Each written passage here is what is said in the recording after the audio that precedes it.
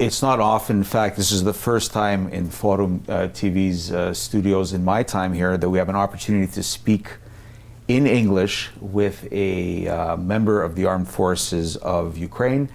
I welcome to our studio Mykola Voronin. Thank you very much. And where did you learn English? I've been to the United States as a preschool staff. Mm-hmm. I was teaching kids. It was really fun experience, and it was, of course, far before war. Right. I believed in peace Mm-hmm. back there. Right. To my kids that I was teaching in Ukraine already, when they asked on the lesson, what would I never do? I said I would never kill. Mm. Well, you never say never. Right. That's what I say. So they came to a point in your life where you had to overstep your own convictions and from being a pacifist to picking up arms. Yes, I've seen Russians and what they have done to Ukraine. I've seen what they have been doing there. I've seen dying people and tortures and rapings. Well, that's all they do. They rob, they ruin everything. And I lived over there when it started. When I saw it, I understood that you cannot win them with peace only, with words. You need to have gun to fight them. Mm-hmm. That's why I signed up to volunteer battalion. It was battalion Donbas first of all. Mm-hmm. And then I started to build my warrior career. Right. Let's say it like that. Yeah. When we read your biography, we know that you're from originally from Kherson, Yes. which is the south part of Ukraine. When the war started, you were a teacher in Horliuka, which is in Donetsk Oblast. I saw what they were doing, and I understood that they came there not to build, that Mm-hmm. they came there to ruin everything. Mm-hmm. And I needed to fight. And how could I fight with having nothing from guns in my hands? Mm-hmm.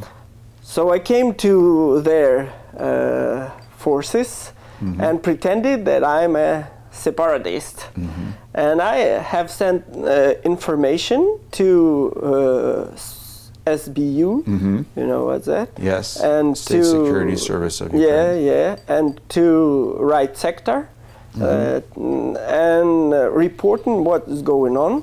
Uh-huh. Yes, and on the third day, I guess, maybe second day of my volunteer reporting like that, they figured out that they have traitor in their rows. You managed to get out before Before they found out Yeah. who was that. Do you know what would have happened if they found out? I've seen what they do to those who they claim to be traitors. Mm-hmm. It's necessary traitors, but who they claim.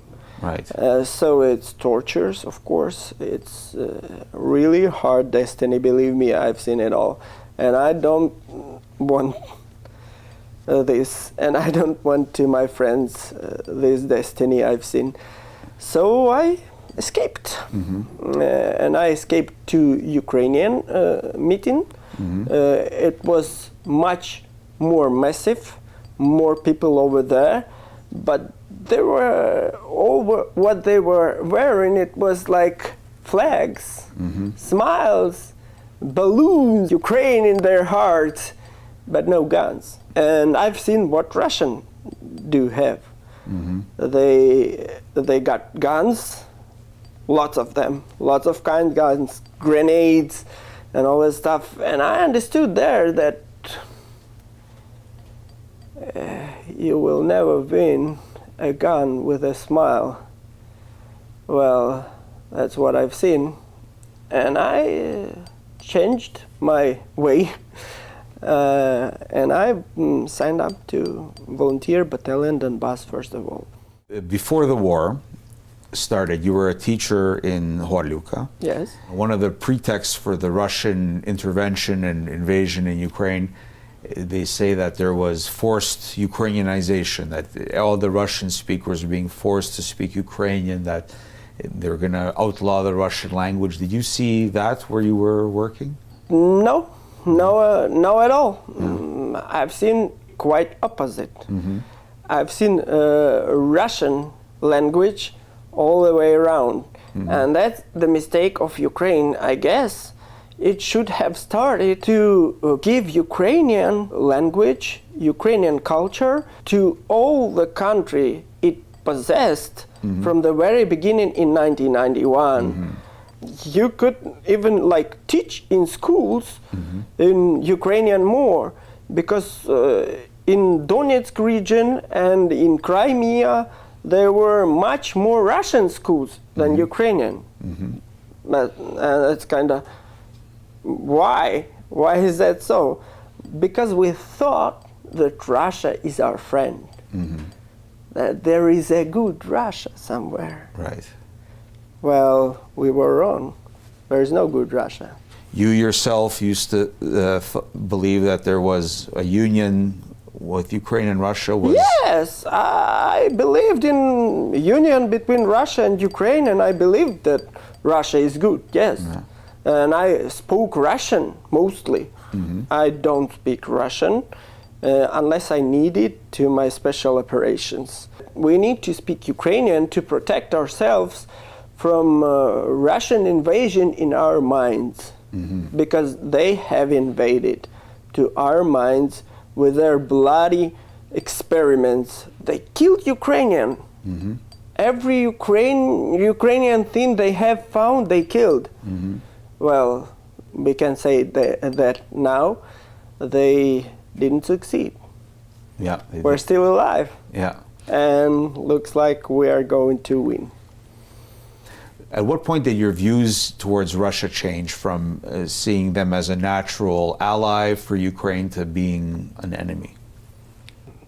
The moment they have invaded in our country on the east, I couldn't believe actually that Russians are invading.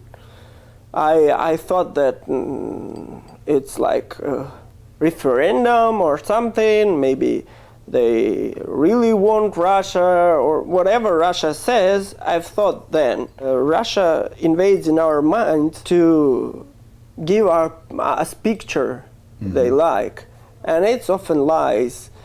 And I believed in that lies. And when they invaded to eastern Ukraine, I've seen exactly where exactly lie is, and it's everywhere. Right. They say one thing and do completely another. In fact, you can predict what they do. When they say one thing, you can predict that they do opposite. So was there one lie in particular that kind of switched you over? Was it something that happened like... Tortured two guys, one deputy from Horlivka.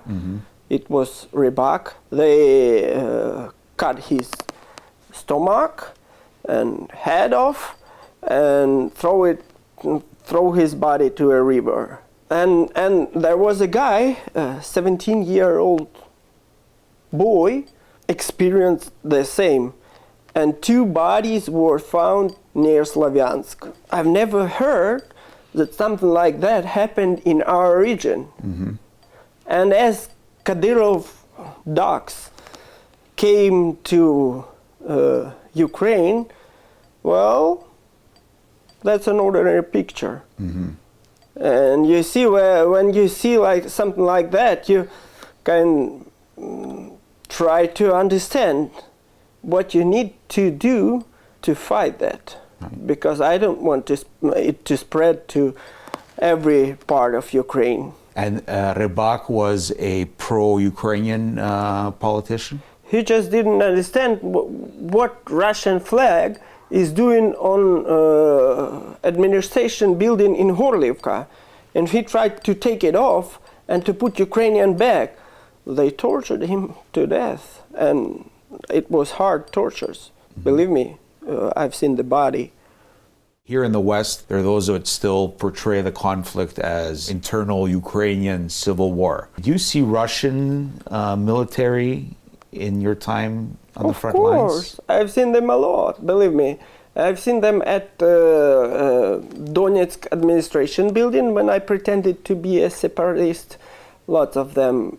They were starting this war. They were inspiring this war. So if someone says that it's America, it's not Russian, it's America, you know, what Russia tries to spread, that not on America, but Jews or something with money, right. And they like spread their influence on the world through making wars, as much wars as possible, gives a lot of money, war, right. for those who started. Right, profit. Profit, that's the word. And they say that it's not Russia guilty. Right. That's Jews having money and they started war. Well, I haven't seen any Jews there. And I haven't seen Americans at all there. I've seen Russians with Russian gun, with Russian missiles, with Russian shellings and all that stuff. I've seen they speak in Russian. I've seen them spreading lies. I've seen them raping, killing, torturing people. Well, I don't know if you still think that it's Jews or Americans. Well, for me, you're kind of wrong. Let's say it like that. Oh, you didn't see any Canadians on the front lines, obviously, because the Canadians weren't there. But Canada is helping Ukrainian armed forces through Operation Unifier. Do you think that's bringing any substantial benefit or help to the armed forces? You know what? Ukrainian armed forces are taking their birth right now. Russians tried to destroy Ukrainian forces from the very beginning Ukraine started, right. From the 1991. Right. And we needed to build them from the scratch, from the zero, from nothing, I would say. And we were having heritage of Soviet army when they didn't value any soldier. That's completely different from NATO standards. Right. Now, in our army, we need to change minds, first of all. And when Canadians helped, a lot of help wasn't helpful at all because they didn't know how to use it. They didn't use it well. They didn't use it at all. They sell it wherever.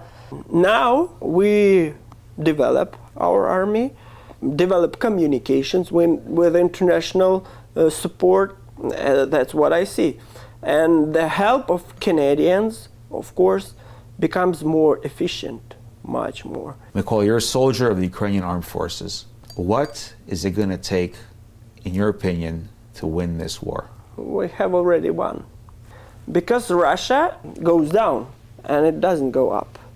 And we, Ukrainian army and its partners, goes up with a really high level of going up. We're building our teamwork, we're building our army, we're building our equipment, and Russia don't. And that means that we have already won. All we need not to ruin ourselves before that. Right. So we need to stand firmly and to continue our work and do it better.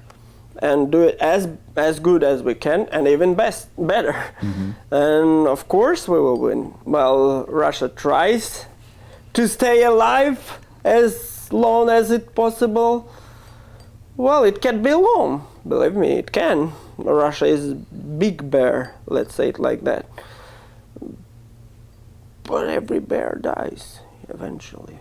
So what will be the sign of victory for Ukraine? When will we know that the war is over? Well, I'm not the one who wants to invade to Russia and to seize Moscow or wherever. March on the Kremlin. March near Kremlin. That's what they like spread in their news. If we like retreat, Ukrainians will invade in Russia. That's kind of silly. I don't want Russia. I don't need it at all. All I need is my homeland safe and secure in my homeland lands that are signed in international laws.